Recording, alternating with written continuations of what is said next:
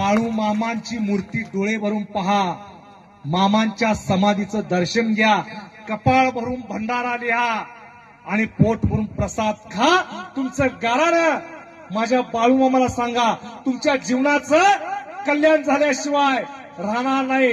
हे का बाळू मामाच्या नंदीचं सांगणं आहे. होय, मी बाळू मामाचा नंदी आहे. 140 कोटी जनतेमधून मला निवडलेला आहे भाकणूक सांगण्यासाठी. होय, मी बाळू मामाचा पीए आहे. होय, मी बाळू मामाचा चाकर आहे. होय, मी बाळू मामाचा गडी आहे.